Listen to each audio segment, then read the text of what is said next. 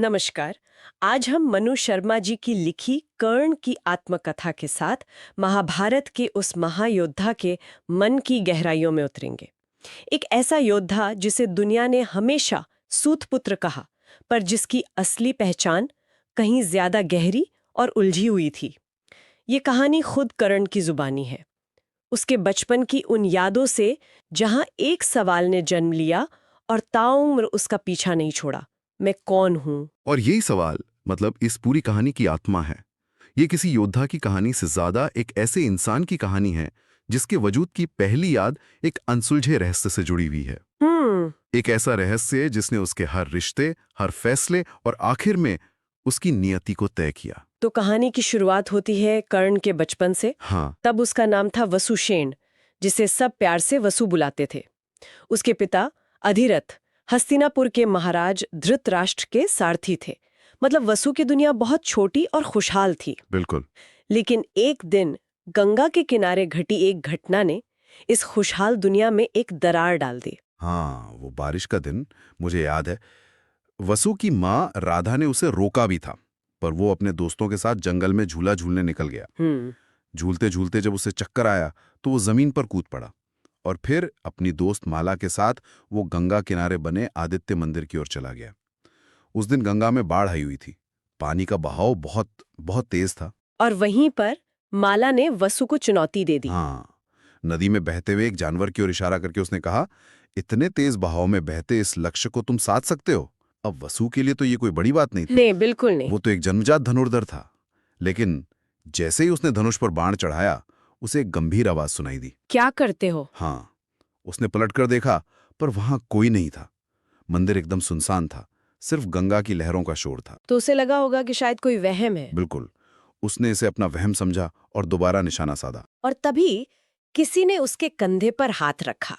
उसने मुड़कर देखा तो सफेद कपड़ों में एक बेहद तेजस्वी एक बूढ़े व्यक्ति खड़े मुस्कुरा रहे थे। और उन्होंने बड़े शांत स्वर में कहा, धनुर्धर कभी भी धारा में बहते हुए जीव पर बाण नहीं चलाते। ये तो एक सीख थी। ये एक सीख थी, लेकिन इसके बाद उस वृद्ध ने जो कहा, उसने वसु के बाल मन को बिल्कुल झकझोर कर रख दिया। क्या कहा उन्होंने? उन्होंने कहा, क्योंकि तुम पर किसी ने शरसंधान नहीं किया था। यदि किया होता तो तुम न होते। ये लाइन इस पूरी कहानी का केंद्र है ना? एक 8-9 साल के बच्चे के लिए इसका क्या मतलब हो सकता है? क्या मतलब हो सकता है? अगर मुझ पर बाण चलाया गया होता तो मैं न होता। उसका तो दिमाग ही घूम गया होगा। बिल्कुल। ये सिर्फ एक वाक्य नहीं था, ये एक पहेली थी जो वसु की पहचान से जुड़ी थी।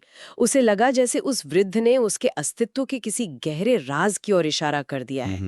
और इससे पहले कि वसु कुछ समझ पाता या कुछ पूछ पाता, उस वृद्ध ने उसे पास के पेड़ पर बैठे एक मोर पर निशाना साधने को कहा।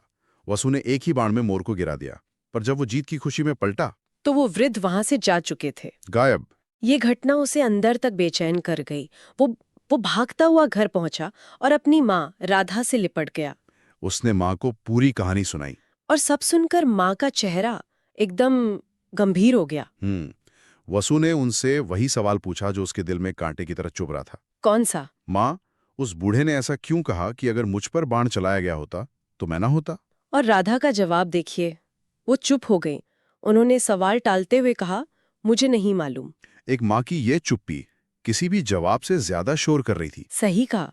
शायद वो खुद इस सच के बोझ तले दबी हुई थी, या शायद उन्हें डर था कि ये सच उनके बेटे को उनसे हमेशा के लिए छीन लेगा। मुझे लगता है डर ज्यादा था, क्योंकि उस सच में कर्ण की असली पहचान तो थी, पर एक माँ के तौर पर राधा की पहचान खत्म हो जाने का डर भी था। बिल्कुल। वसु के बार बार पूछने पर भी वो चुप रहीं। और इस रहस्य ने वसु के मन को बुरी तरह जकड़ लिया। अगले दिन वो फिर उसी आदित्य मंदिर गया, शायद उसी वृद्ध को ढूंढने। हाँ। और वहां रहस्य और भी गहरा गया। उसे मंदिर के अंदर से एक आवाज सुनाई दी, मैं तुम्हारा पिता हूँ। अब सोचिए उस बच्चे की हालत। एक पिता घर पे थे जो उससे बेइंतहा प्यार करते थे, और एक अदृश्य पिता मंदिर में थे जो उसे अपना बेटा कह रहे थे। उसका बाल मन इन सवालों के जाल में बुरी तरह उलझ गया। उस रात उसने एक भयानक सपना भी देखा। अच्छा। हाँ, सपने में वो बाढ़ के पानी में बह रहा है। एक चांडाल उस पर तीर चलाने वाला है और वही तेजस्वी वृद्ध उसे बचा रहे हैं। वो चीखता हुआ नींद से जागा। उसके पिता अधिरथ ने उसे गोद में उठा लिया। वसु ने कांपते हुए उनसे पूछा, आप मेरे पिता हैं ना? मंदिर के देवता ने तो कहा कि मैं तुम्हारा पिता हूं। अधिरथ ने उसे परम पिता यानी ईश्वर की बात कहकर बहलाने की कोशिश की, पर वसु का अगला सवाल सीधा और दिल को भेदने वाला था। उसने पूछा, उन्होंने ये भी कहा कि यदि बहते जीव पर बाण चलाया गया होता तो तुम न होते। और फिर उसने पूछा, क्या कभी मैं भी बह रहा था? और इस सवाल पर अधिरथ पत्थर की तरह चुप हो गए। उस एक पल की खामोशी ने वसु को वो सच बता दिया जो हजारों शब्द नहीं बता सकते थे। उसे समझ आ गया कि अधिरथ और राधा उसके असली माता पिता नहीं हैं। उसे गंगा में बहते हुए पाया गया था। हाँ, और ये सच्चाई एक बच्चे के कोमल मन पर किसी घाव की तरह हमेशा के लिए रह गई। तो बचपन का वो एक सवाल, मैं कौन हूं, अब एक घाव बन चुका था। और जब समाज आपके घावों पर मरहम लगाने की जगह नमक छिड़के तो इंसान या तो टूट जाता है या पत्थर बन जाता है। कर्ण ने दूसरा रास्ता चुना। बिल्कुल सही कहा। इस सच ने उसके स्वभाव को हमेशा के लिए बदल दिया। वो खुशमिजाज वसुसेन कहीं खो गया और उसकी जगह एक अंतर्मुखी, जिद्दी और हठी कर्ण ने ले ली। और उसे जब द्रोणाचार्य ने सूत पुत्र कहकर शिक्षा देने से मना कर दिया तो ये अपमान आग में घी का काम कर गया। हाँ? उसने ठान लिया कि वो दुनिया का सर्वश्रेष्ठ धनुर्धर बनकर रहेगा, चाहे इसके लिए कोई भी कीमत चुकानी पड़े।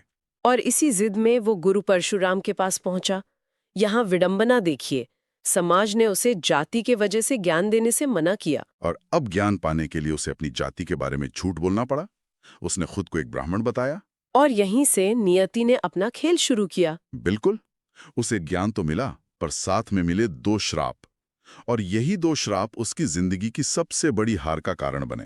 पहला श्राप तो खुद गुरु परशुराम ने दिया था। हाँ, जब कर्ण की जंघा पर सिर रखकर वो सो रहे थे तो एक कीड़े ने कर्ण की जंघा को बुरी तरह काट लिया।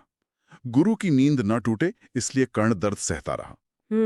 जब खून से परशुराम की आंख खुली तो वो समझ गए कि इतना दर्द सहने की शक्ति किसी ब्राह्मण में नहीं हो सकती। और सच जानने पर उन्होंने श्राप दिया कि जिस विद्या को तुमने मुझसे झूठ बोलकर सीखा है, सबसे जरूरी समय पर तुम उसे भूल जाओगे। कितना बड़ा श्राप था ये। ये सिर्फ श्राप नहीं था, ये उसके जीवन की त्रासदी का आधार था। और दूसरा श्राप भी अनजाने में ही मिला। वो गाय वाला किस्सा? हाँ, जब उसके बाण से एक ब्राह्मण की गाय मर गई, उस ब्राह्मण ने श्राप दिया कि निर्णायक युद्ध में जब तुम्हारी जान दांव पर लगी होगी, तुम्हारे रथ का पहिया धरती में धंस जाएगा और तुम असहाय हो जाओगे। ऐसा लगता है जैसे किस्मत हर मोड़ पर उसके खिलाफ एक जाल बुन रही थी। बिल्कुल, उसके पास दुनिया की सबसे अच्छी विद्या थी, पर उसे इस्तेमाल करने का अधिकार नहीं था। वो सर्वश्रेष्ठ था, पर उसकी कोई पहचान नहीं थी। और फिर आता है कर्ण की जिंदगी का वो सबसे बड़ा टर्निंग पॉइंट, हस्तिनापुर की रंगभूमि का दिन। हाँ, ये वो मंच था जहां राजकुमार अपनी कला का प्रदर्शन करते थे और यहीं पर कर्ण को पहली बार सार्वजनिक रूप से सम्मान मिलने की उम्मीद थी। रंगभूमि में उसने अर्जुन के कौशल को चुनौती दी। वो हर कला में अर्जुन के बराबर था, शायद उससे बेहतर भी। लेकिन जब कृपाचार्य ने उससे उसका वंश और गोत्र पूछा तो वो अपमान से सिर झुकाकर खड़ा रह गया। उसके पास कोई जवाब नहीं था। पूरी सभा उस पर हंस रही थी। और ठीक उसी पल दुर्योधन आगे आया।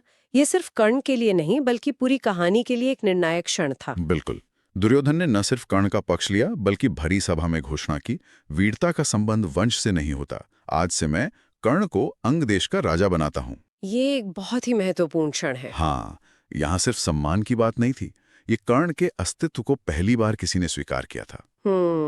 जब पूरी दुनिया उसकी पहचान पर सवाल उठा रही थी, तब दुर्योधन ने उसे एक नई पहचान दी, अंगराज की।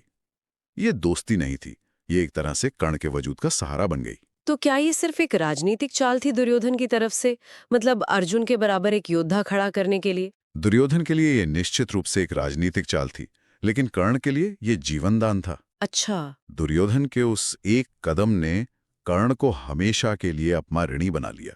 ये अस्तित्व का कर्ज था जिसे चुकाने के लिए कर्ण ने अपने सही गलत की समझ को भी ताक पर रख दिया। बिल्कुल। और कई सालों तक वो इसी पहचान के साथ जिया, अंगराज कर्ण, दुर्योधन का मित्र। लेकिन वो सच जिसकी तलाश उसे बचपन से थी। वो आखिरकार उसके सामने आया, पर शायद जिंदगी के सबसे गलत मोड़ पर।